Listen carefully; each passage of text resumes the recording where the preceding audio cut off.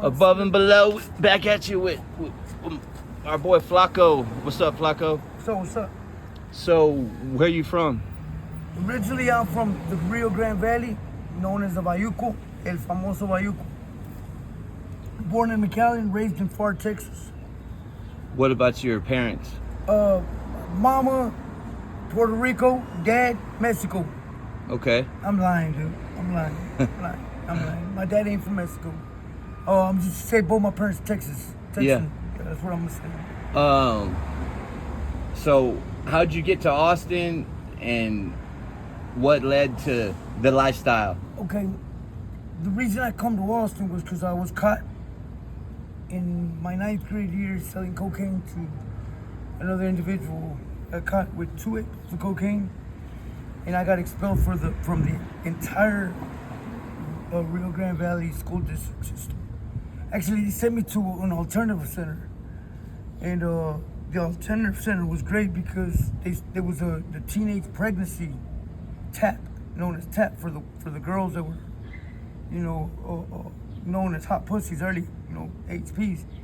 So, what better place to send the drug dealers to, where all the whores are at, So it was an alternative center that they sent me to, and my mom just couldn't hack the embarrassment because my mom was, she was an employee with the school district. She was trying to get students like myself, graduated, shit like that. But I kind of like really, really fucked her career thing up because how you look at your supervisors, which to me they're principals, right? When son just got caught delivering 2 8 balls of cocaine to another student, it's now that I'm older, I realize and I recognize that, she had every right to be, the way she was through the situation with cocaine. Best believe she gave me one of the best ass. Man, damn, she whooped the shit out of me, man. But that led us to moving to Austin because she was so embarrassed. She said, "Fuck this. I got a 9th grader, which is me, that's a criminal that's headed towards like destruction." So she decided to move us to Austin, Texas. Actually, we moved to Round Rock, and we lived in Round Rock. And later on in the years we moved to Austin.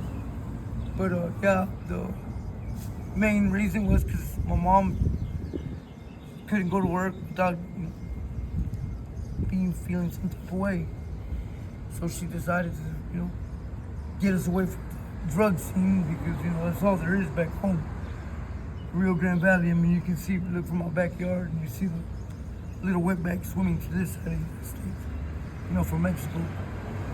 So she thought that it was gonna be like something better for us. And in reality, forgive me, mama, but it was the worst fucking thing she could have done. I think things might have been a little bit different if I would have stayed, back home. But she felt like it would have been better up here. Shit, I got in trouble with SAP here. So, What part of town were you hanging out in Austin? shit, the east side. Over here? Yeah, the east side. Well, since I was from the Rio Grande Valley, I was basically a plug. I got up here to the east side, and I believe I turned 15. They was trying to kill me out here immediately because I had the cheapest prices in cocaine. Like the ultimate lowest that there was. So since I was taking everybody's business, they hurried up and put a price on my head, which was almost immediately lifted because they didn't know that I was, affiliated with, one of the most vicious, prison gangs here in Texas.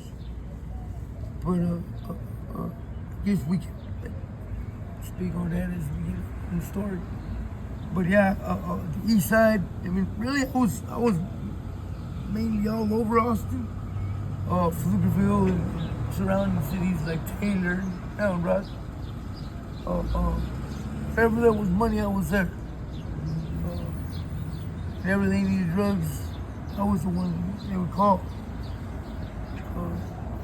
Yeah, since I had the cheapest prices, I was wanted everywhere, by people like me and you. They wanted the person that got the cheapest dope. And it so happened that at that time I was getting pounds of regular weed for like $20. I would get what they call here, Dodie or Hydro. We call popcorn weed back home. And I was getting that for no more than $35-40 a pound. So do the math. Pay $30 a pound over there. So would you go back to the valley or and then come back? Man, I was a number one smuggler, man. I was good with, getting away with things, man. Did you ever get caught? One time, yeah. One time I took the rap.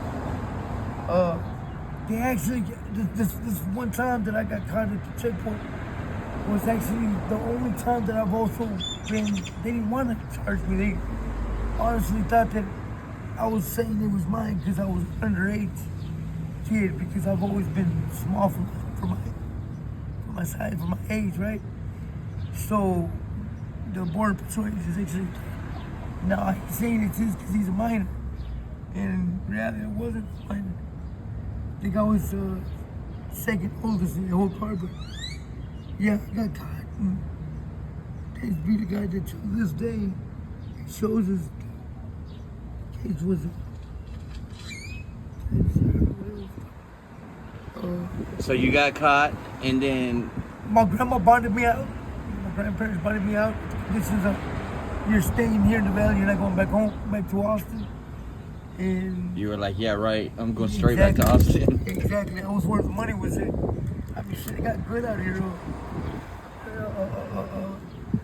Big city, big money. Were you making real money? Where you had like money saved up? You had a car, place to live, all that shit? Yes, sir. The first place that I was buying was in Del Valle. It was on Epperson Street. Actually, the physical address was 7005 Epperson Street. And I was a youngster paying a mortgage, man. So, yeah, I guess I could say that I was making money, but I was also a user. So, but it always, it always. It would like even itself out. Always, yeah. I know. Yeah. But like, you can never make enough money when you're fucking using, you know what I'm saying? Not even when you're living a regular life. Because or if you're making six figures, it don't matter. You're gonna put that shit in your body. Just because you're a user don't mean that you can't handle business. I know lawyers, judges, and doctors, man, that, they go to work and they're fucking crackheads or, heroin addicts. It's just integrity to them means something a whole lot more than it means to me, to you, or to another user. Some people know how to be functional addicts. I just got addictive personality, addictive behavior, whatever. I like to fucking, do the thing. And so, a lot of people say that, they do it for the pain, they do it because of this. I'm gonna be straight up. I like the way I feel when I'm high. Yeah, it helps me with my pain, but I like to get high. I Do you think it's something you're gonna do for the rest of your life? I know it is. Yeah, I know it is. Oh, nah. Please forgive me. Nobody knows me like I know myself. Right. And I've tried like the Suboxone Methadone. treatment. I've never done the methadone. I mean, I've drank it illegally. Yeah. Like I buy it from somebody, or spit back, or somebody sells me their weekend dose, and it works. Are you?